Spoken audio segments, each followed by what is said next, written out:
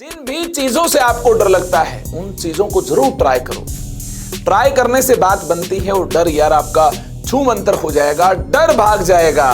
जैसा कि काफी सारे स्टूडेंट्स को ऐसा लग रहा था सरफेस केमिस्ट्री चैप्टर में काफी कुछ याद करने वाला है, कैसे हम याद कर पाएंगे, कैसे क्वेश्चंस एग्जाम में आएंगे, ये तरह तरह के सवाल आपके दिमाग में थे, जहन में थे। तो मैंने यार उम्मीद है इन सभी सवालों के बिल्कुल अच्छे से आंसर दिए हैं और आज हम अंतिम पड़ाव में हैं, चैप्टर कंप्लीट होने वाला है। ये सरफेस केमिस्ट्री का लास्ट लेक्चर है जिसमें हम बात कर रहे होंगे इलेक्ट्रिकल प्रॉपर्टीज की। खूब सारी प्रॉपर्टीज यार हमने काफी पहले ही डिस्कस कर ली थी। ये सारी प्रॉपर्टीज हम यार काफी पहले जान चुके हैं। इनमें से कुछ प्रॉपर्टीज हमने लास्ट सेशन में जानी थी, कुछ प्रॉपर्टीज को पिछले कुछ चैप्टर्स में ही जान लिया था। आज हम बात कर रहे होंगे इलेक्ट्रिकल प्रॉपर्टीज की, और इलेक्ट्रिकल प्रॉपर्टीज में चार्ज आने का क्या रीजन है, चार्ज ऑन कोलोइडल पार्टिकल्स। इस बात को, इस मुद्दे को सबसे पहले जानेंगे।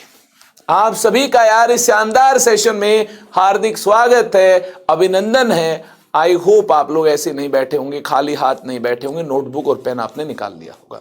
निकाल लिया है तो हेडिंग लगा लो, फिर देरी नहीं करनी है। Charge on colloidal particles, colloidal particles पर चार्ज आने का क्या रीजन है। पहले तो आप ये जान लो, colloidal particles always carry an electrical charge. आप देख चुके हैं कुछ पॉजिटिवली चार्ज होते हैं और कुछ नेगेटिवली चार्ज होते हैं।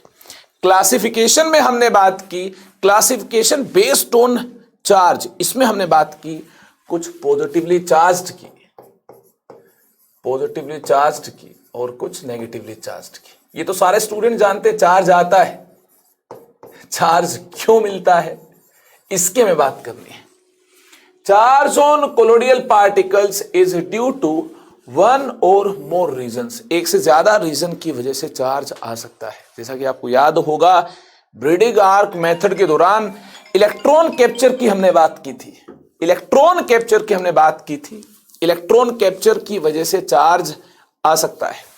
इसके अलावा प्रेफरेंशियल एडजॉर्प्शन की हमने बात की थी।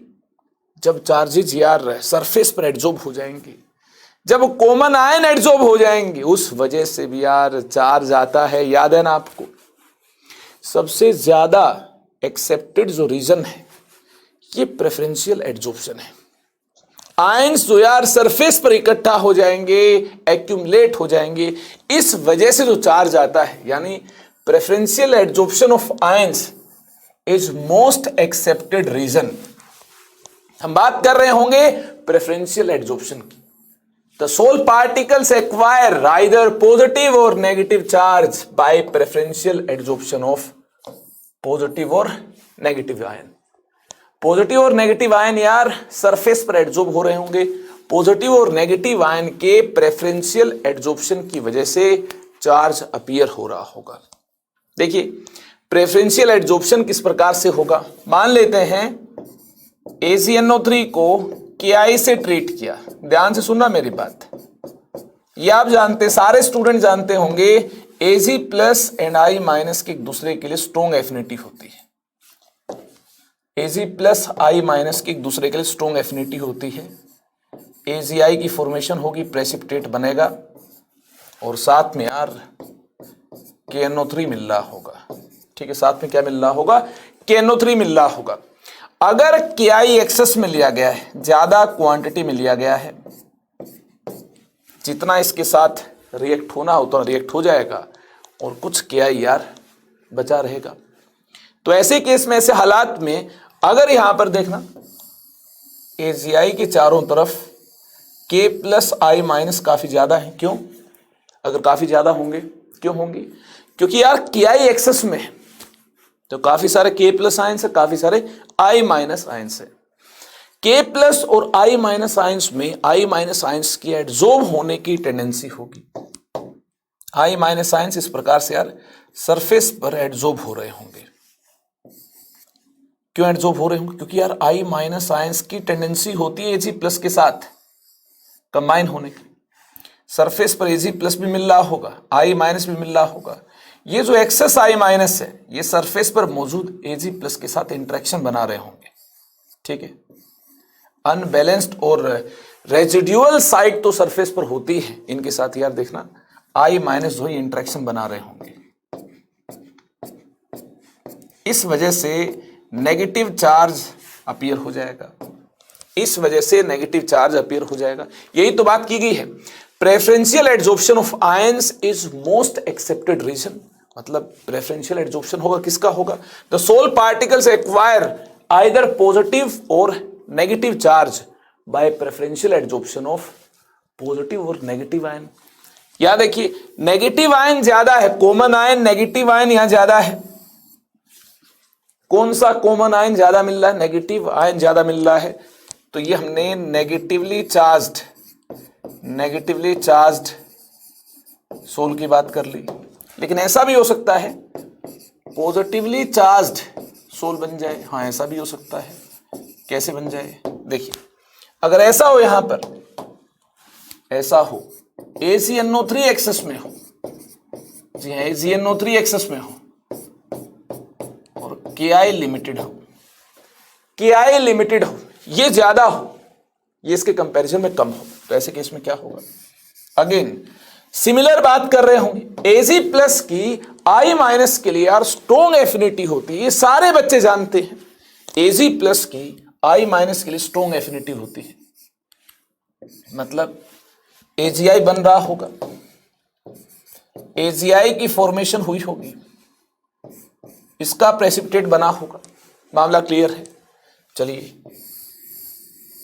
अब क्या हो जाए, जो एक्सेस अमाउंट में कॉमन आयन मिल रहा होगा, कौन सा common ion?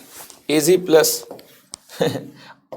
Plus I minus, या देखिए इस प्रेसिपिटेट में है और इनके साथ common ion Ag plus excess amount में मिल रहा होगा, तो I माइनस को अट्रैक्ट करने के लिए, I माइनस के लिए स्ट्रॉन्ग एफिनिटी रखता है Ag प्लस, इसके लिए Ag प्लस यार देखना सरफेस पर आ जाएगा, सरफेस पर मिलती है अनबैलेंस्ड और रेजिड्यूअल साइड्स। यहां देखिए Ag प्लस इंटरेक्शन बना रहा होगा, सरफेस पर एडजॉर्ब हो जाएगा, एक्यूमुलेट हो जाएगा। कौन सा common ion?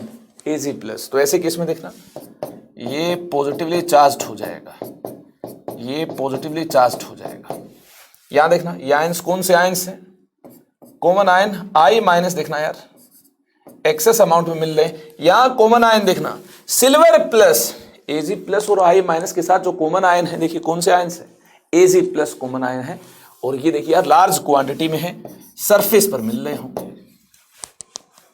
Ag plus I minus के साथ कॉमन आयन कौन से मिल रहे होंगे? ज्यादा क्वांटिटी में देखिए Ag प्लस आयंस मिल रहे होंगे, Ag plus ions in Ag plus ions के साथ कॉमन होंगे। और यहां देखना I माइनस आयन जो लार्ज क्वांटिटी में Ag प्लस I माइनस में I माइनस के साथ कॉमन है, इनकी यार Ag प्लस के लिए एफिनिटी है, और यहां जो कॉमन आयन Ag प्लस है इनकी यार I माइनस के लिए एफिनिटी है। तो यहां क्या होगा? Ag प्लस एक्सेस में कॉमन आयन, तो ये इकट्ठा हो जाएगा सरफेस में। और यहां देखना कॉमन आयन I माइनस अगर एक्सेस में, तो I माइनस सरफेस पर एक्यूमुलेट हो जाएंगे। यहां देखिए I माइनस एक्यूमुलेट होने से हमें नेगेटिवली चार्ज सोल मिल रहा है, और यहां देखना Ag प्लस एक्यूमुलेट होने से हमें पॉजिटिवली चार्ज सोल मिल रहा है। इसके अलावा K plus NO3 minus KNO3 बन रहा होगा, KNO3 मिल रहा होगा। कहानी क्लियर है? इसमें आपको कोई टेंशन होनी नहीं चाहिए। ये जो प्रेफरेंशियल एड्सॉर्प्शन थ्योरी है ये क्या कहती है? This theory states that when two or more ions are present in dispersion medium, preferential adsorption of ion common to colloidal particle, preferential adsorption of ion, very important point, common to colloidal particle usually takes place। Colloidal particle के साथ जो common ion मिल रहा है, जैसे I minus, ये ज्यादा है तो इसका एड्सॉर्प्शन हो गया। कोलोइडियल पार्टिकल के साथ यार जो कॉमन आयन मिल रहा है Ag प्लस, देखना ये कॉमन आयन है, ये ज्यादा क्वांटिटी में कॉमन आयन होगा तो ये एड्सॉर्ब हो जाएगा। तो इस प्रकार से जो भी कॉमन आयन यार लार्ज क्वांटिटी में होगा उसका एड्सॉर्प्शन हो जाएगा। पॉजिटिवली चार्ज्ड है तो सोल कैसा हो जाएगा, पॉजिटिवली चार्ज्ड। और कॉमन आयन नेगेटिवली चार्ज्ड है, एक्यूमुलेट होगा सरफेस पर अनबैलेंस्ड और रेजिडुअल साइट मिलती है, ठीक है, इनके साथ इंटरेक्शन बना रहा होगा। ऐसी वैलेंसीज होंगी जो कि अनबैलेंस्ड होंगी। अगर इंटरेक्शन बना रहा होगा कॉमन आयन, अगर यार एक्यूमुलेट हो रहा होगा, इकट्ठा हो रहा होगा, तो ऐसे केस में चार्ज जरूर आएगा। जो भी चार्ज कॉमन आयन का होगा और वही कॉमन आयन अगर एडजॉर्ब हुआ है, सरफेस पर इकट्ठा हुआ है, तो वही चार्ज यार सोल पार्टिकल्स का हो जाएगा। चले आगे फिर, चलिए चार्ज आने का मोस्ट एक्सेप्टेड रीजन क्या है ये हमने जान लिया है। लेयर बन रही होगी और ये जो लेयर होगी चार्ज की, जो फर्स्ट लेयर होगी, this first layer attracts the counter ions from the medium. This first layer attracts the counter ions from medium, forming a second layer. ये जो लेयर होगी फर्स्ट लेयर, कौन सी layer, first layer, first layer of ions जो कि adsorbed already, which are already adsorbed, attracts the counter ions from medium, forming a second layer. क्या बना रही होगी, सेकंड लेयर बना रही होगी। कैसे, देखिए ये हमारे पास AgI है, ध्यान से सुनना, ये हमारे पास AgI है।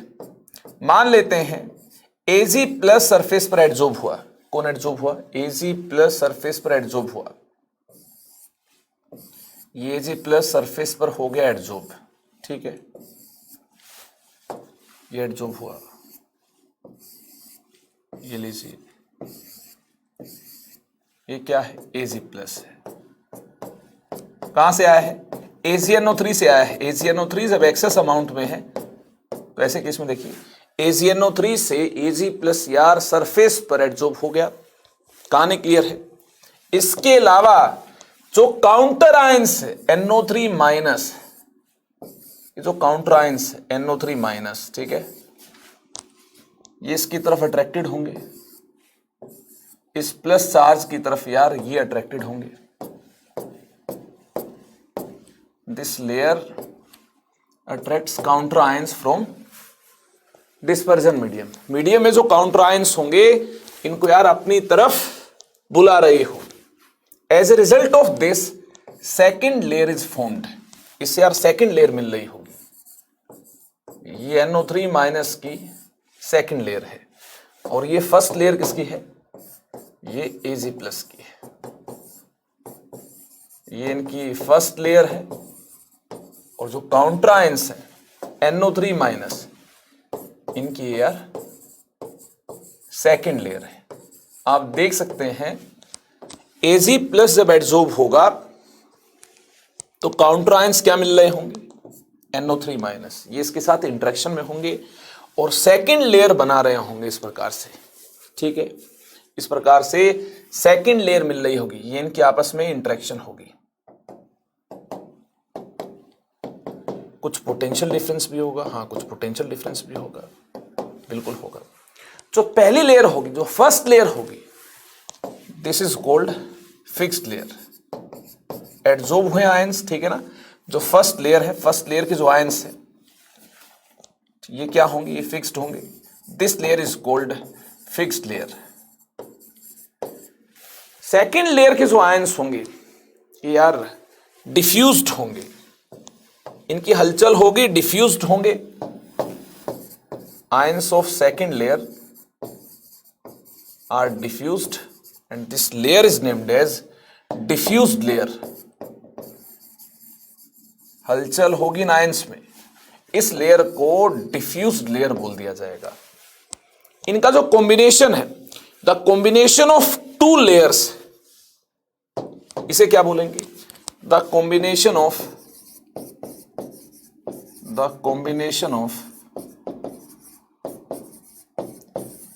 Two layers of opposite charges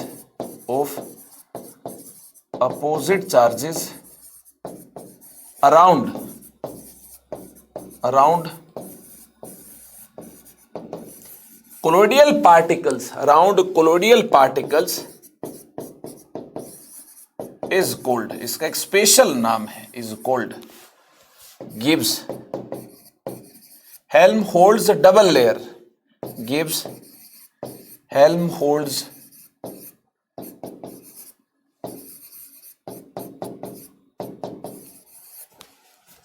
electrical double layer, electrical double layer. इस कॉम्बिनेशन को गिब्स हेल्महोल्ट्ज डबल लेयर बोलते हैं। मामला क्लियर है? चलिए, फर्स्ट लेयर और सेकंड लेयर में यार कुछ पोटेंशियल डिफरेंस भी होगा, जरूर होगा। ये आयंस फिक्स्ड हैं, ये डिफ्यूज्ड हैं, कुछ ना कुछ पोटेंशियल डिफरेंस भी मिल रहा होगा। इस पोटेंशियल डिफरेंस को क्या बोलते हैं? जीटा पोटेंशियल बोलते हैं। The potential difference between, the potential difference between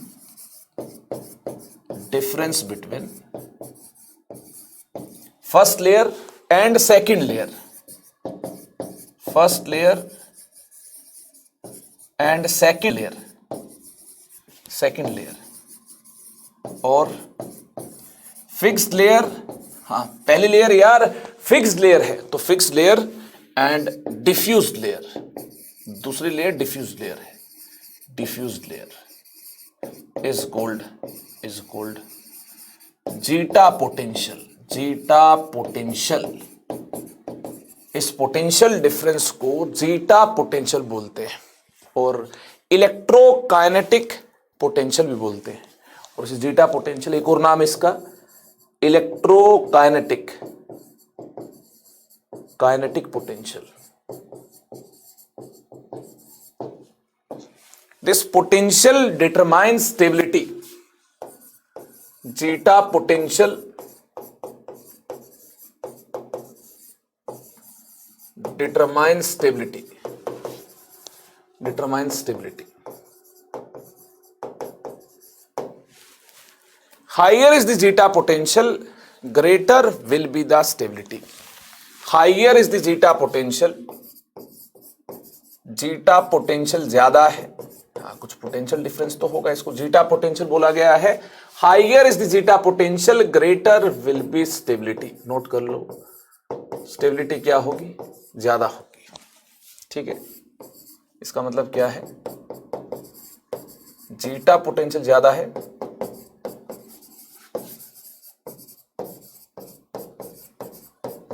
तो ऐसे केस में स्टेबिलिटी क्या होगी? ग्रेटर स्टेबिलिटी होगी। देखिए, अगर ज्यादा आयन सरफेस पर होंगे तो ऐसे केस में पार्टिकल्स का इकट्ठा होना आसान नहीं होगा। पार्टिकल्स यार एग्रीगेट नहीं होंगे। कहानी क्लियर है कि नहीं है?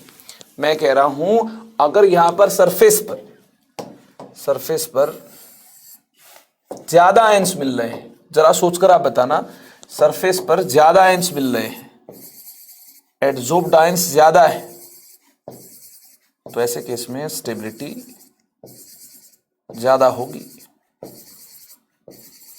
स्टेबिलिटी ज्यादा होगी। आयंस अगर ज्यादा मिल रहे हैं, चार्ज डेंसिटी ज्यादा है, चार्ज ज्यादा है, तो ऐसे केस में स्टेबिलिटी ज्यादा मिल रही होगी। कहानी क्लियर है कि नहीं है? हाँ, इलेक्ट्रोलाइट की अब्सेंस में बात कर रहा हूं मैं। इलेक्ट्रोलाइट डाल देंगे मतलब इलेक्ट्रोलाइट का जो चार्ज है वो यार हो सकता है कोएगुलेट करवा दे, प्रेसिपिटेट बना दे, ऐसा हो सकता है। लेकिन मैं इलेक्ट्रोलाइट की प्रेजेंस के बिना बात कर रहा हूं, इलेक्ट्रोलाइट की अब्सेंस में बात कर रहा हूं। चार्ज ज्यादा हुआ तो स्टेबिलिटी क्या होगी? ज्यादा होगी। आगे चलकर हम देखेंगे प्रेसिपिटेशन और कोएगुलेशन इलेक्ट्रोलाइट डालने से हो जाएगा। मतलब चार्ज ज्यादा होगा तो पार्टिकल ज्यादा टेंडेंसी रखेंगे इकट्ठा होने में। ठीक है ना, इकट्ठा होने की टेंडेंसी पार्टिकल्स की क्या होगी? ज्यादा होगी। अगर हम इलेक्ट्रोलाइट डाल देंगे और कोलोडियल पार्टिकल्स पर ज्यादा चार्ज है तो इलेक्ट्रोलाइट का आयन क्या कर रहा होगा? इन पार्टिकल्स को इकट्ठा बना देगा, इकट्ठा कर देगा, जिससे यार क्या हो जाएंगे? ये इकट्ठा होकर प्रेसिपिटेट बना देंगे। कहानी क्लियर है? तो ऐसे केस में स्टेबिलिटी क्या होगी? कम होगी, इलेक्ट्रोलाइट डालने से स्टेबिलिटी कम होगी। लेकिन इलेक्ट्रोलाइट की एब्सेंस में बात करें तो चार्ज होना अच्छी बात है। ये कोलोडियल पार्टिकल यार सिमिलर चार्ज के साथ मिल रहे होंगे, आसपास नहीं आएंगे, अपने आप तो एग्रीगेट बनाएंगे नहीं, प्रेसिपिटेट बनाएंगे नहीं। तो ऐसे केस में इलेक्ट्रोलाइट की एब्सेंस में स्टेबिलिटी क्या मिल रही होगी, ज्यादा मिल रही होगी। चले आगे फिर, चलिए आगे बात कर रहे होंगे इलेक्ट्रोफोरेसिस की। इलेक्ट्रिकल प्रॉपर्टीज की दुनिया में एक शानदार प्रॉपर्टी की हम बात कर रहे होंगे, इलेक्ट्रोफोरेसिस की बात कर रहे होंगे। अगर हम इलेक्ट्रिक पोटेंशियल अप्लाई करें, इलेक्ट्रिक फील्ड अप्लाई करें तो क्या होगा? When electric potential is applied across two electrodes dipped in colloidal solution, then colloidal particles move towards one or other electrode। colloidal particle जो है यार किस इलेक्ट्रोड की तरफ मूव कर रहे होंगे, इसी मूवमेंट को इलेक्ट्रोफोरेसिस बोलते हैं। इलेक्ट्रिक फील्ड लगाने पर, इलेक्ट्रिक पोटेंशियल अप्लाई करने पर जो चार्ज्ड पार्टिकल्स हैं, कोलोइडल पार्टिकल्स पर अगर चार्ज है तो चार्ज क्यों आएगा आप जानते हैं। ब्रेडिग आर्क मेथड में आपने सुना होगा इलेक्ट्रॉन कैप्चर की वजह से चार्ज आता है, लेकिन चार्ज आने का जो मोस्ट एक्सेप्टेड रीजन है ये भी हम देख चुके हैं, preferential adsorption of common ion. इस वजह से चार्ज आया होगा, कोलोइडल पार्टिकल पर चार्ज होगा, इलेक्ट्रिक फील्ड आप अप्लाई करेंगे या फिर इलेक्ट्रिक पोटेंशियल आप अप्लाई कर रहे होंगे, तो ऐसे केस में movement of colloidal particles under applied electric potential, इसे हम क्या बोल देंगे, इज कॉल्ड इलेक्ट्रोफोरेसिस। हाँ, चार्ज्ड पार्टिकल्स की मूवमेंट इलेक्ट्रिक पोटेंशियल अप्लाई करने पर हो रही होगी तो इसको हम इलेक्ट्रोफोरेसिस बोल देंगे। इस प्रकार से देखना, एक ट्यूब है, इस प्रकार से एक ट्यूब है और यहां प्लेट आपने एडजस्ट की है, प्लेटिनम मेटल की इलेक्ट्रोड्स हैं, ठीक है। बैटरी से इनको जोड़ दिया गया है, ये बैटरी का पॉजिटिव टर्मिनल है, ये नेगेटिव टर्मिनल है, ठीक है। इसे एनोड बोला जाता है, ठीक है ना, ये एनोड है, पॉजिटिवली चार्ज्ड। ये जो प्लेट है, ठीक है ना, ये एनोड है। और बैटरी का जो नेगेटिव टर्मिनल कनेक्टेड है जिस भी इलेक्ट्रोड के साथ, इसे कैथोड बोला जाता है। ये कैथोड है, क्या आने क्लियर है। और यहां होंगे देखिए यार सोल पार्टिकल्स, सोल पार्टिकल्स होंगे, मान लेते हैं सोल पार्टिकल्स नेगेटिवली चार्ज्ड है, सोल पार्टिकल्स नेगेटिवली चार्ज्ड है, ठीक है। तो ऐसे केस में क्या होगा, ये जो सोल पार्टिकल्स हैं ये यार एनोड की तरफ अट्रैक्ट हो जाएंगे, इसकी पोलैरिटी प्लस है, कैथोड की पोलैरिटी माइनस है। अगर यार सोल पार्टिकल्स का चार्ज माइनस हुआ, ये देखना एनोड की तरफ भागते हुए जाएंगे, हाँ, फायदा वहीं जाने में है, अट्रैक्शन वहीं फील कर रहे होंगे, उसी तरफ अट्रैक्शन होगी जिस तरफ अपोजिट चार्ज मिल रहा है। तो देखिए इनके ऊपर, खुद के ऊपर माइनस चार्ज है और प्लेट पर प्लस चार्ज है, पोलैरिटी कैसे पॉजिटिव है, तो इसी तरफ तो अट्रैक्ट होंगे, इसी तरफ अट्रैक्ट होंगे। ये जो कोलोइडल पार्टिकल की जो मूवमेंट है किसी भी इलेक्ट्रोड की तरफ, है ना, इलेक्ट्रिक पोटेंशियल अप्लाई करने पर, इसे इलेक्ट्रोफोरेसिस बोलते हैं। ये यार इलेक्ट्रोफोरेसिस दो टाइप का है, आगे चलकर आप देखेंगे। ये जो इलेक्ट्रोफोरेसिस है ये दो टाइप का है, कैटाफोरेसिस, कैटाफोरेसिस और यार एनाफोरेसिस। कैटाफोरेसिस, एनाफोरेसिस डिपेंड करता है आयन कौन से इलेक्ट्रोड की तरफ गए हैं, ठीक है। कैथोड की तरफ गए हैं तो कैटाफोरेसिस, एनोड की तरफ गए हैं तो एनाफोरेसिस। तो आपको क्या लगता है, एनोड की तरफ गए आयन, तो ऐसे केस में इसको हम क्या बोलेंगे, इस इलेक्ट्रोफोरेसिस को हम एनाफोरेसिस बोलेंगे। इस इलेक्ट्रोफोरेसिस को, एनोड की तरफ अगर आयंस गए हैं, इस इलेक्ट्रोफोरेसिस को एनाफोरेसिस बोल देंगे। अगर आयंस कैथोड की तरफ जाते तो इसे कैटाफोरेसिस हम बोलते हैं, एनोड की तरफ गए हैं तो एनाफोरेसिस इसका नाम होगा। Positively charged particles move towards cathode, ठीक है। while negatively charged particles move towards anode.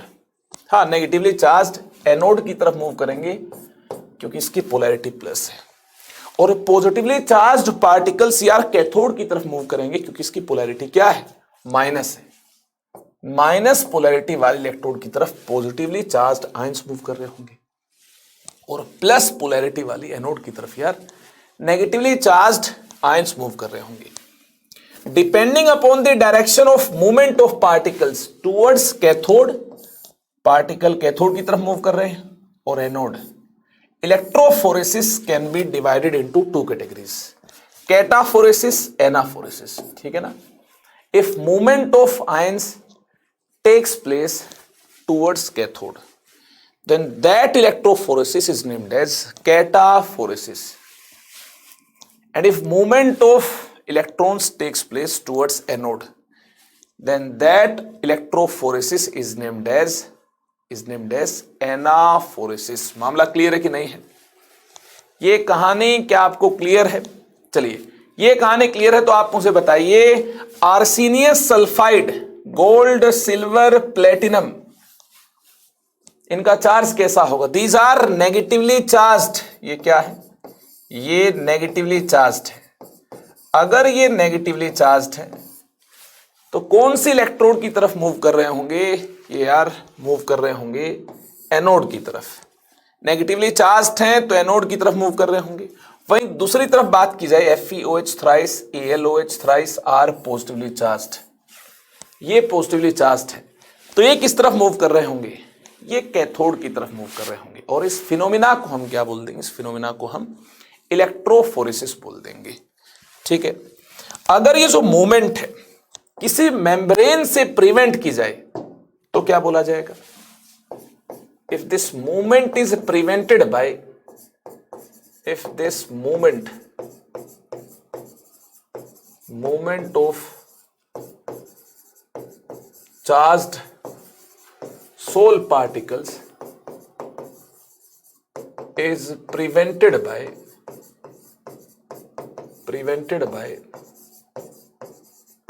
suitable membrane,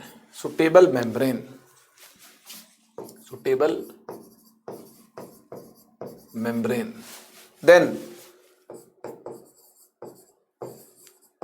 dispersion medium, ऐसे केस में क्या होगा? अगर सोल पार्टिकल्स, बड़े पार्टिकल्स यार मेम्ब्रेन के पोर से पास नहीं हो पाएंगे तो क्या होगा? देन डिस्पर्जन मीडियम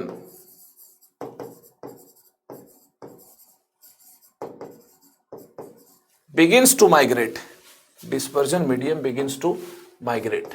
हाँ, ऐसे केस में मीडियम माइग्रेट करने लग जाएगा, बिगिंस टू माइग्रेट। आयंस तो माइग्रेट कर नहीं पाएंगे क्योंकि आयंस का साइज क्या है? बड़ा है। किससे बड़ा है? पोर साइज से। किसके पोर साइज से? मेम्ब्रेन के पोर साइज से। ये तो पास हो नहीं पाएंगे, लेकिन यार मीडियम पास हो सकता है। मीडियम के जो पार्टिकल्स हैं ये छोटे हैं, ये पास हो सकते हैं, ये माइग्रेट कर रहे होंगे। Then this technique, this method is called electroosmosis. This method is called electroosmosis, ठीक है। इस मेथड को क्या बोलेंगे? इस मेथड को यार इलेक्ट्रोओस्मोसिस बोल रहे होंगे, इलेक्ट्रोओस्मोसिस बोल रहे होंगे। कहानी क्लियर हुई कि नहीं हुई? अरे ये कहानी क्लियर हुई कि नहीं हुई? तो चलें फिर आगे यार हम बात कर रहे होंगे, देखिए, कोएगुलेशन की। कोएगुलेशन से आप क्या समझते हैं? कोएगुलेशन और फ्लोकुलेशन की हम बात कर रहे होंगे। किसकी बात करेंगे? इलेक्ट्रिकल प्रॉपर्टीज में एक और टर्म है कोएगुलेशन। क्या समझते हैं कोएगुलेशन से आप? कोएगुलेशन का मतलब होता है एग्रीगेट बनाना, मतलब प्रेसिपिटेट होना, ठीक है। कोएगुलेशन और फ्लोकुलेशन से आप क्या समझते हैं? कोएगुलेशन का मतलब है precipitation, the process of settling of colloidal particle. Colloidal particles का यार नीचे बैठ जाना, एग्रीगेट बनाकर नीचे बैठ जाना, is called coagulation. The process of settling of colloidal particle, colloidal particles का इकट्ठा हो जाना काफी सारे कोलोडियल पार्टिकल्स इकट्ठा हो जाएंगे, मास ज्यादा हो जाएगा, ग्रेविटी के इन्फ्लुएंस में यार सेटल डाउन कर जाएंगे। तो इस प्रोसेस को कोएगुलेशन बोलेंगे और प्रेसिपिटेशन बोलेंगे। आगे देखिए, कोएगुलेशन जो है ये लायोफोबिक सोल्स के अंदर ज्यादातर देखने को मिलता है। क्यों? वैसे तो लायोफिलिक को भी कोएगुलेट किया जा सकता है, लेकिन लायोफोबिक को आसानी के साथ कोएगुलेट किया जाएगा। लायोफोबिक सोल की स्टेबिलिटी कम मिलती है। जो लायोफोबिक सोल है these are less stable, hence they can be easily coagulated by following methods. देखिए कौन कौन से मेथड से लायोफोबिक सोल्स को कोएगुलेट किया जाएगा। इलेक्ट्रोफोरेसिस से, अगर ये पॉजिटिवली चार्ज्ड हैं तो कहां जाकर इकट्ठा होंगे, सोल पार्टिकल्स पॉजिटिवली चार्ज्ड हैं तो कैथोड पर इकट्ठा होंगे, नेगेटिवली चार्ज्ड हैं तो पॉजिटिव पोलैरिटी के एनोड पर जाकर इकट्ठा हो जाएंगे। तो इस प्रकार से इलेक्ट्रोफोरेसिस आप अप्लाई कर रहे होगे तो चार्ज्ड पार्टिकल्स की मूवमेंट होगी, या तो ये एनोड पर एक्यूमुलेट हो रहे होंगे या फिर कैथोड पर एक्यूमुलेट हो रहे होंगे। तो इससे कोएगुलेशन होगा कि नहीं होगा, इकट्ठा हो रहे होंगे, प्रेसिपिटेट बना रहे होंगे, बिल्कुल होगा। तो इलेक्ट्रोफोरेसिस के अलावा कोएगुलेशन की ओर कौन सी शानदार टेक्निक है, by mixing two oppositely charged sols. Positively charge sol को नेगेटिवली चार्ज सोल के साथ मिला देंगे तो अपोजिटली चार्ज आयंस का गुच्छा बन जाएगा, है ना। तो ऐसे केस में प्रेसिपिटेट बन जाएगा और मास ज्यादा हो जाएगा इकट्ठा। तो ऐसे केस में देखिए यार, अंडर इन्फ्लुएंस ऑफ ग्रेविटी ये जो मास है ये सेटल डाउन हो जाएगा। एक बार फिर से सुन लो, अपोजिटली चार्ज्ड आयन जो है एक दूसरे को खींचते हैं, इससे गुच्छा बन जाएगा, काफी ज्यादा मास इकट्ठा हो जाएगा, सेटल डाउन हो जाएगा, हाँ प्रेसिपिटेट बन जाएगा। बाय बॉइलिंग, बॉइलिंग से जो सोल के पार्टिकल्स पर जो चार्ज है पॉजिटिव या नेगेटिव चार्ज है ये डिस्टर्ब हो जाएगा। आप बॉइल करेंगे, मीडियम के पार्टिकल जाकर टकराएंगे, पार्टिकल एक दूसरे के साथ भी टकराएंगे, तो ऐसे केस में जो चार्ज एडजॉर्ब हुआ है सरफेस पर ये डिस्टर्ब हो जाएगा और चार्ज डिक्रीज करने से, बॉइलिंग से चार्ज डिक्रीज कर जाएगा। चार्ज ऑन सरफेस अगर डिक्रीज होगा तो स्टेबिलिटी भी डिक्रीज होगी, स्टेबिलिटी कम हो जाएगी तो कोएगुलेशन ज्यादा हो जाएगा, कोएगुलेशन एग्रीगेशन क्या हो जाएगा, ज्यादा हो जाएगा। कहानी क्लियर है। बाय परसिस्टेंट डायलिसिस, बार बार डायलिसिस करने से, लंबे टाइम तक डायलिसिस करने से अगेन चार्ज डिक्रीज हो रहा होगा, स्टेबिलिटी डिक्रीज हो रही होगी, कोएगुलेशन इंक्रीज हो रहा होगा। डायलिसिस के दौरान भी चार्ज डिक्रीज होगा, इलेक्ट्रोलाइट यार अलग हो जाएगा। इसके बाद देखिए, बाय एडिशन ऑफ इलेक्ट्रोलाइट, बाहर से इलेक्ट्रोलाइट डाल दें, इससे भी कोएगुलेशन हो जाएगा। अगर सोल पार्टिकल्स नेगेटिवली चार्ज्ड, अगर ये नेगेटिवली चार्ज्ड है तो ऐसे केस में इलेक्ट्रोलाइट का पॉजिटिव आयन इन सोल पार्टिकल्स को अपनी तरफ बुलाएगा। ये देखिए, ये आयन फ्रॉम इलेक्ट्रोलाइट है,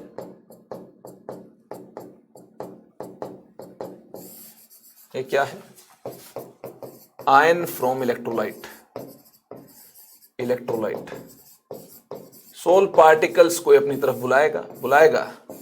तो इस प्रकार से देखना है, पार्टिकल्स इकट्ठा हो जाएंगे, कोएगुलेट हो जाएंगे, हाँ पार्टिकल्स इकट्ठा हो जाएंगे, कोएगुलेट हो जाएंगे। इसी एग्रीगेट को तो यार प्रेसिपिटेट बोलते हैं। इस प्रकार से अगर प्रेसिपिटेशन हो जाएगा, ज्यादा मास इकट्ठा हो गया, ग्रेविटी के इन्फ्लुएंस में इकट्ठा होकर नीचे बैठ जाएंगे, मतलब अगर प्रेसिपिटेट बन गया, कोएगुलेशन हो गया, तो ये कोएगुलेशन यार किसने किया है, बाहर से जो आपने सब्सटेंस ऐड किया है, मतलब आपने जो इलेक्ट्रोलाइट ऐड किया है, इलेक्ट्रोलाइट के आयन ने ये चमत्कार किया है। तो ऐसे केस में हम बोल सकते हैं, a negative ion causes the precipitation of positively charged soul and vice versa। अगर इन पर यार पॉजिटिव चार्ज होता तो इलेक्ट्रोलाइट से नेगेटिव आयन इन सबको अपने पास बुलाता और इकट्ठा करता, कोएगुलेट करता, लेकिन इन पर यार नेगेटिव चार्ज, तो ऐसे केस में इलेक्ट्रोलाइट से जो पॉजिटिव आयन मिल रहा है ये इनको कोएगुलेट कर रहा है। तो इलेक्ट्रोलाइट का पॉजिटिव आयन कब कोएगुलेट कर रहा होगा, जब यार सोल पार्टिकल्स पर नेगेटिव चार्ज होगा। और इलेक्ट्रोलाइट का नेगेटिव आयन कब कोएगुलेट कर रहा होगा, जब सोल पार्टिकल्स पर पॉजिटिव चार्ज होगा। तो यहां साफ तरीके से मेंशन किया गया है, negative ion causes precipitation of positively charged sol particles and vice versa. Negative ion sol particle जो नेगेटिवली चार्ज्ड हैं उनको कोएगुलेट नहीं करेगा, जो सोल पार्टिकल्स पॉजिटिवली चार्ज्ड उनको अपने पास खींचेगा, बुलाएगा, उनको इकट्ठा करेगा। और जो पॉजिटिवली चार्ज्ड आयन है ये नेगेटिवली चार्ज सोल पार्टिकल को अपने पास बुलाएगा, इस प्रकार से इकट्ठा करेगा, कोएगुलेट बनाएगा, ठीक है। और इस प्रोसेस को हम क्या बोल देंगे, कोएगुलेशन बोल देंगे, प्रेसिपिटेशन बोल देंगे। The ion responsible for neutralisation of charge on sol particles is called coagulating ion. ये जो आयन इलेक्ट्रोलाइट से जो मिलता है, जो यार इस प्रकार की न्यूट्रलाइजेशन के लिए रिस्पॉन्सिबल है, कोएगुलेशन के लिए रिस्पॉन्सिबल है, इसको कोएगुलेटिंग आयन बोलते हैं। This type of ion which is obtained from electrolyte responsible for coagulation is called coagulating ion. ऐसे आयन को कोएगुलेटिंग आयन बोलते हैं। और ऐसे आयन के लिए एक फेमस रूल है, हार्डी रूल है। हार्डी रूल क्या है, very very very very very important, star लगा लो, जितने लगा सकते हो उतने कम है। 5 स्टार है ये, ठीक है, ये 5 स्टार है। मैं 5 से ज्यादा स्टार किसी टॉपिक को असाइन करता नहीं हूं, सबसे ज्यादा स्टार मैंने इसको असाइन किया, सबसे ज्यादा इंपॉर्टेंट है इस चैप्टर में। अगर सबसे ज्यादा इंपॉर्टेंट है तो भैया हार्डी रूल है। The greater is valence of coagulating और flocculating ion, greater is valence मतलब चार्ज, ठीक है ना, ऑफ कोएगुलेटिंग और flocculating ion, greater is its power to cause precipitation, greater is its power to cause precipitation. अगर यार यहां ज्यादा चार्ज होगा तो इसकी प्रेसिपिटेट बनाने की जो पावर होगी ये ज्यादा होगी। या माइनस चार्ज ज्यादा होगा और सोल पार्टिकल्स पर प्लस चार्ज है, अगर इलेक्ट्रोलाइट की आयन पर माइनस चार्ज है, तो ऐसे केस में अगर ये माइनस चार्ज ज्यादा है तो इसकी सोल के पार्टिकल्स को खींचने की जो ताकत है, ठीक है ना, प्रेसिपिटेट बनाने की जो पावर है ये ज्यादा होगी। Power to cause precipitation, power to cause precipitation, precipitation is directly related to charge of coagulating ion। Coagulating ion के चार्ज पर इसकी पावर डिपेंड कर रही होगी। साइज छोटा होना चाहिए इसका, है ना, साइज ऑफ कोएगुलेटिंग एजेंट ये छोटा होना चाहिए, साइज कम मिलना चाहिए। कहानी क्लियर है, चार्ज ज्यादा मिलना चाहिए। मतलब इन दोनों को कंबाइन करते हुए आप बोल सकते हो चार्ज बाय साइज पर ये प्रेसिपिटेट बनाने की जो पावर है ये डिपेंड करती है। मतलब चार्ज डेंसिटी पर, मतलब चार्ज डेंसिटी पर, चार्ज डेंस होना चाहिए तब ज्यादा अपने पास बुलाएगा ये, ठीक है। चार्ज डेंसिटी पर पावर टू कोज कोएगुलेशन ये ज्यादा डिपेंड कर रही होगी, ठीक है।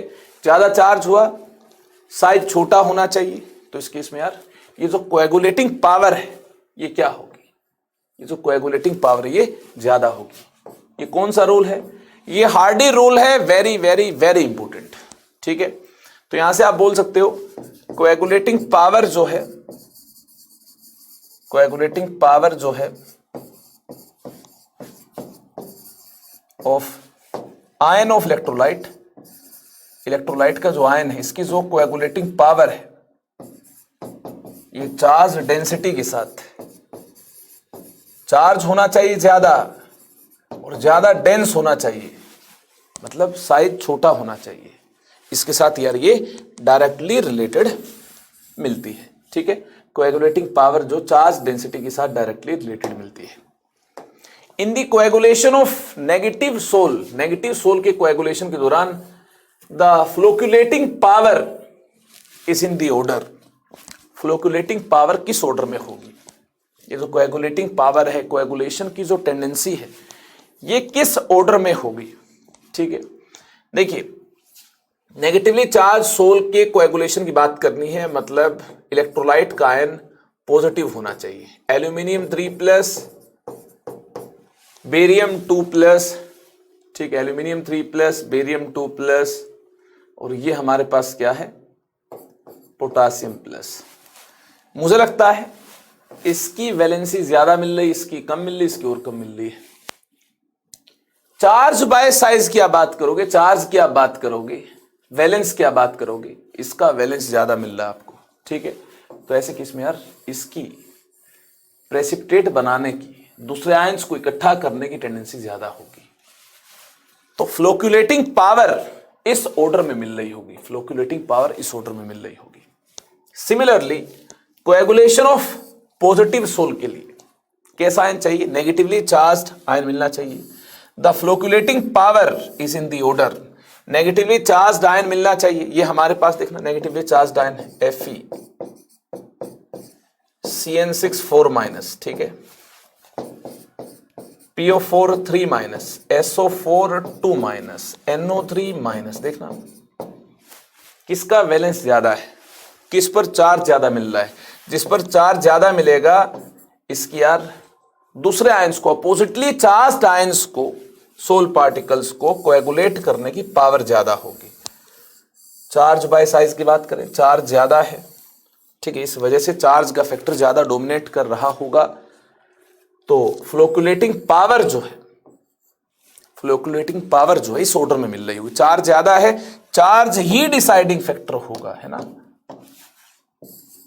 साइज तो ऑब्वियसली वेरी कर रहा होगा, लेकिन चार्ज यहां पर डोमिनेटिंग होगा। कहानी क्लियर है? चार्ज बाय साइज को भी आप कंपेयर करोगे तो यही ऑर्डर मिल रहा होगा। चार्ज के मैग्नीट्यूड की बात की गई है, अगर यही ऑर्डर मिल रहा होगा तो ऐसे केस में यार हम चार्ज से ही बात कर लेंगे। अगर चार्ज डोमिनेटिंग है तो फ्लोक्यूलेटिंग पावर जो है हम चार्ज से देख लेंगे। किसे देख लेंगे? यहां से हम कंक्लूड कर पाएंगे जो फ्लोक्यूलेटिंग पावर है, जो फ्लोक्यूलेटिंग पावर है, चार्ज डोमिनेटिंग फैक्टर है, ये चार्ज के साथ डायरेक्टली रिलेटेड है। चार्ज को देखकर आप बता सकते हैं किसकी कोएगुलेटिंग पावर ज्यादा है, किसकी फ्लोक्यूलेटिंग पावर ज्यादा है, आप देखकर बता सकते हो, इसमें कोई डाउट नहीं है। इस पर बेस्ड यार काफी सारे क्वेश्चंस एग्जाम में आ चुके हैं। इसके बाद हम बात कर रहे होंगे हमारे आसपास यार कौन कौन से कोलोइड्स हैं, कौन कौन से हैं। देखिए जो ब्लू कलर हमें दिखाई देता है ये भी कोलोइडल सोल की वजह से दिखाई देता है। जो डस्ट पार्टिकल्स हैं ये यार वाटर ड्रॉपलेट्स में सस्पेंडेड होंगे और ब्लू लाइट की स्कैटरिंग होने से स्काई का ब्लू कलर मिल रहा होगा।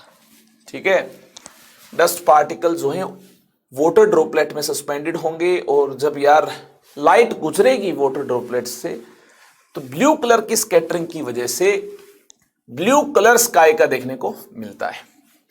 फॉग और मिस्ट तो होते ही कोलोइड है। फॉग और मिस्ट क्या है? ये कोलोइड है। हमारे आसपास जो फॉग है, मिस्ट है, ये कोलोइड है। काफी सारे फूड आर्टिकल्स भी कोलोइड होते हैं, जैसे मिल्क हो गया, बटर हो गया, ठीक है ना। ब्लड भी कोलोइड है, सोइल भी कोलोइड है।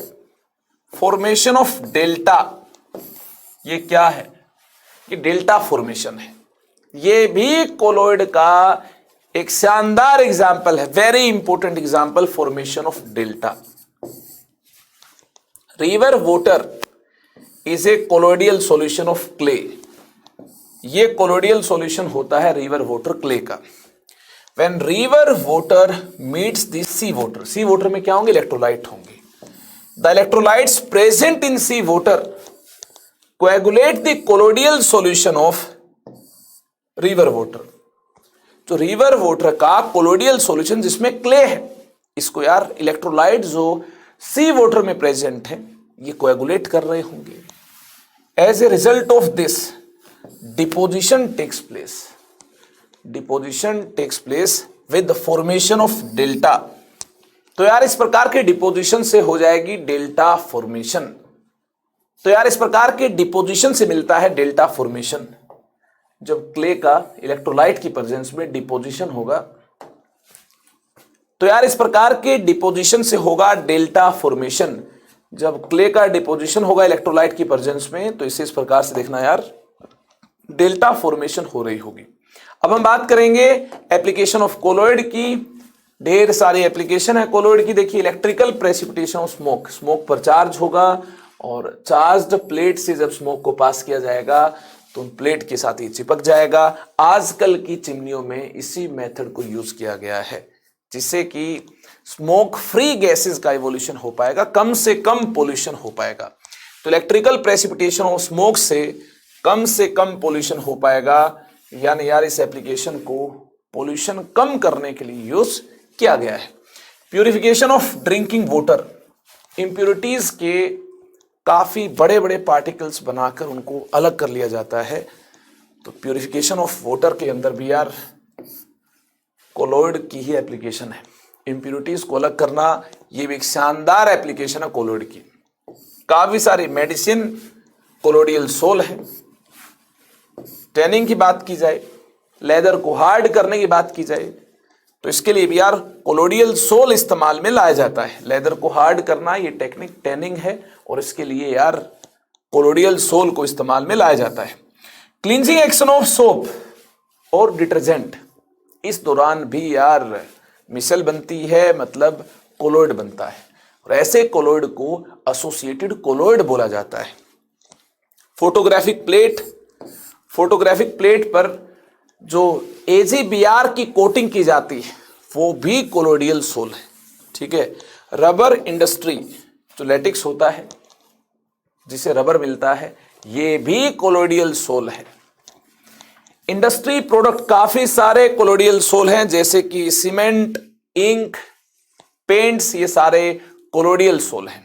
तो ढेर सारे एप्लीकेशन हैं कोलॉइड के, जल्दी से आप देख लो, ठीक है, एक नजर आप डाल लो, इसलिए मैं आपको बता रहा हूं। इसके बाद प्रोटेक्शन ऑफ कोलॉइड की बात कर रहे होंगे, प्रोटेक्शन ऑफ कोलॉइड की बात कर रहे होंगे।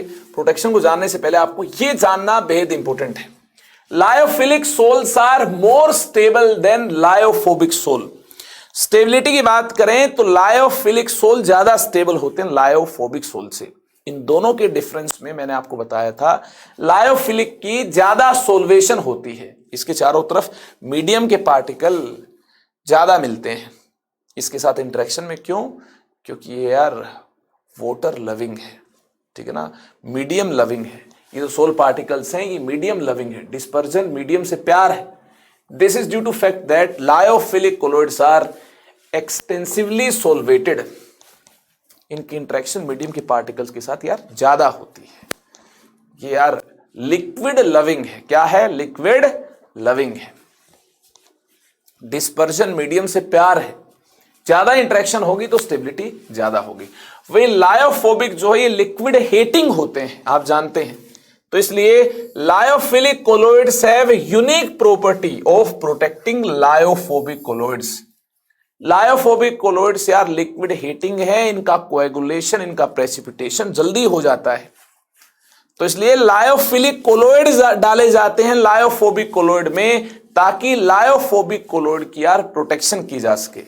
लायोफिलिक कोलॉइड ज्यादा स्टेबल है। Lyophilic colloids have unique property of protecting lyophobic colloid.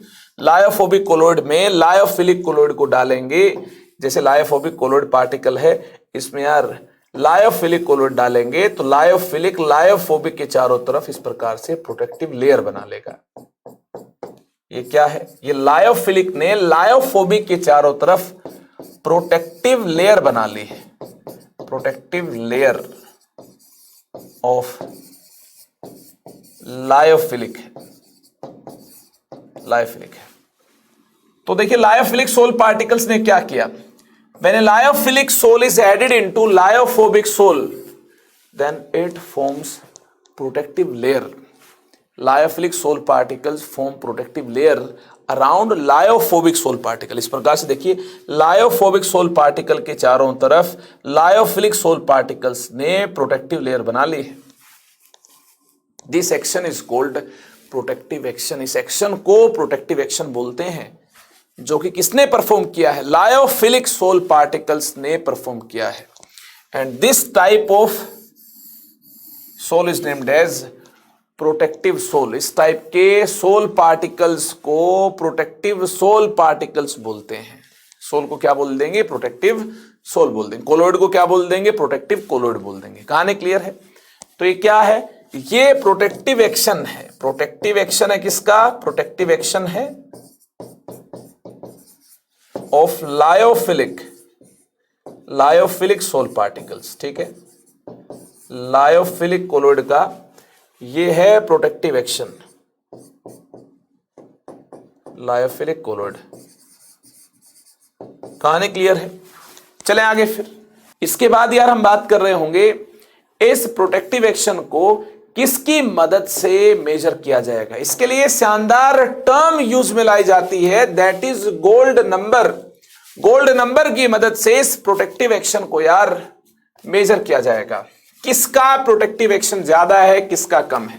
देखिए, लायोफिलिक का होता है प्रोटेक्टिव एक्शन। लायोफोबिक में लायोफिलिक को डालेंगे, it forms layer around lyophobic sol particles. ठीक है, and it prevents the coagulation. ये कोएगुलेशन से प्रिवेंट करता है। इसी एक्शन को प्रोटेक्टिव एक्शन बोलते हैं।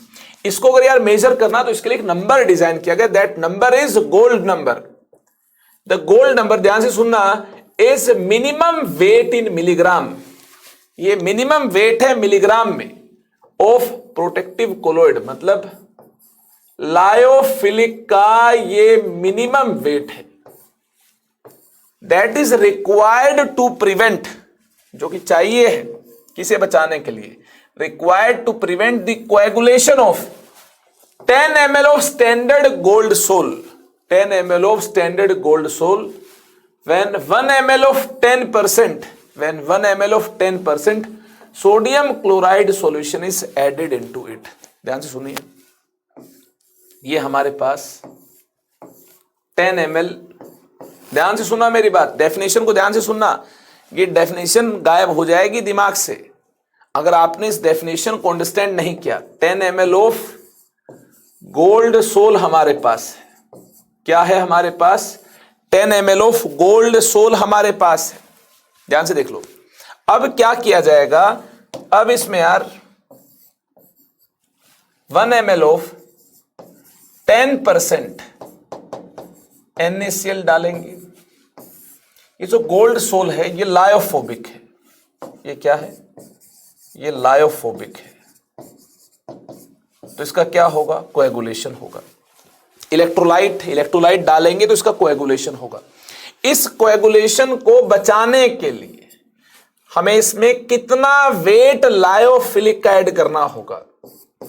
x milligram of lyophilic add करना होगा, so that it prevents coagulation और प्रेसिपिटेशन। ये जो मिनिमम वेट हमें प्रोटेक्टिव कोलोइड लायोफिलिक कोलोइड का ऐड करना होगा, this is called gold number. ये मिनिमम वेट अगर यार x मिलीग्राम है तो गोल्ड नंबर पता है कितना हो जाएगा? गोल्ड नंबर x होगा। इस केस में गोल्ड नंबर x होगा। और कहीं पर किसी क्वेश्चन में इसके 20 ml के कोरस्पोंडिंग, किसके कोरस्पोंडिंग? 20 ml के कोरस्पोंडिंग इसका वेट y दे रखा है, तो गोल्ड नंबर y नहीं होगा। 20 के कोरस्पोंडिंग ये लायोफिलिक का जो वेट है, ये अगर y मिलीग्राम दे रखा तो 10 के कोरस्पोंडिंग y/2 होगा।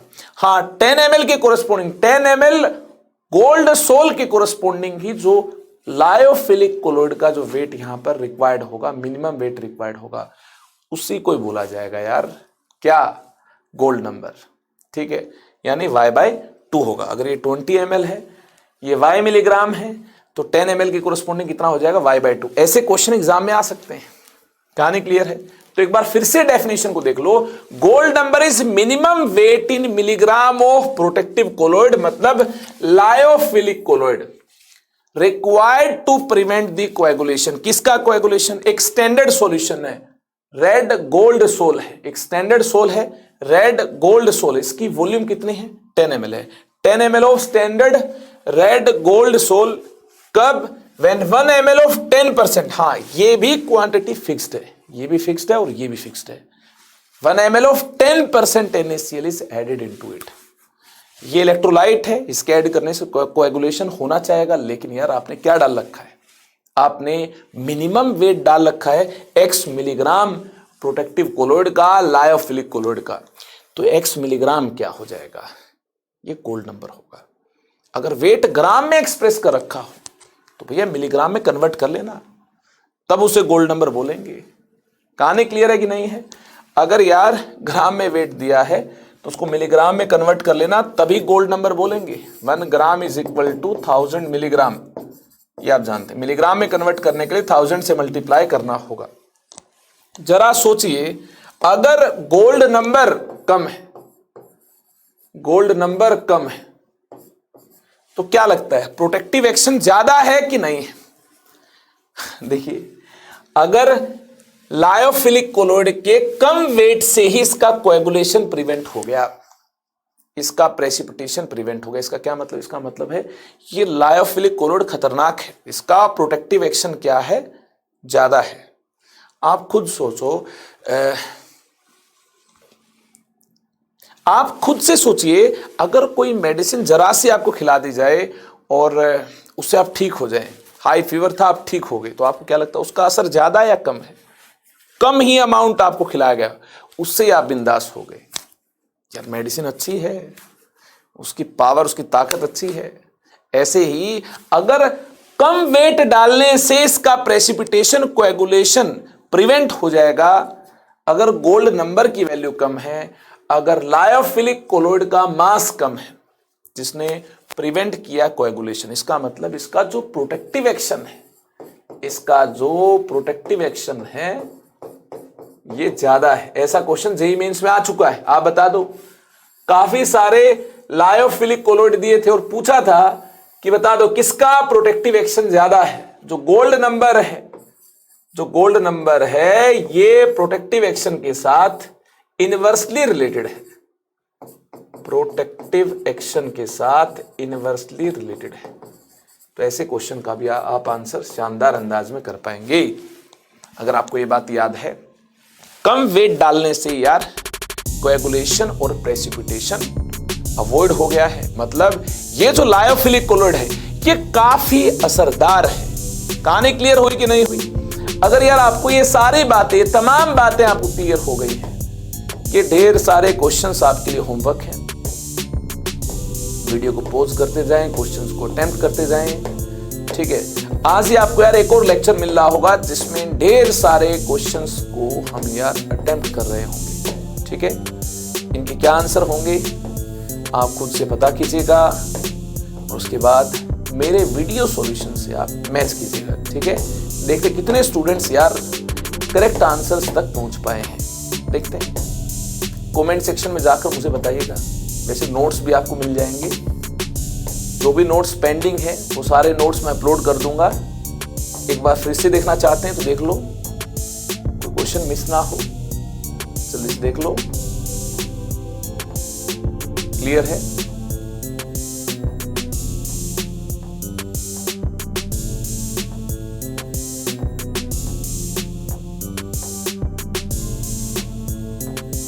ये लास्ट क्वेश्चन है, इंटीजर टाइप है, देखते हैं इन सारे क्वेश्चंस को कितने सारे स्टूडेंट यार अटेम्प्ट कर पाएंगे। फिलहाल इस सेशन में इतना ही। अब हमारी मुलाकात अगले चैप्टर में होगी। चैप्टर तो फिनिश हो गया, क्वेश्चन के आंसर बता दूंगा मैं आपको, चैप्टर फिनिश हो गया है। अब हमारी मुलाकात यार अगले चैप्टर में हो रही होगी। तब तक के लिए इस चैप्टर को बार बार रिवाइज करें, खूब सारी मेहनत करें। अगला चैप्टर कौन सा होगा? डी ब्लॉक एलिमेंट्स की हम बात कर रहे हैं, ठीक है। Bye bye, take care, love you all, thank you so much.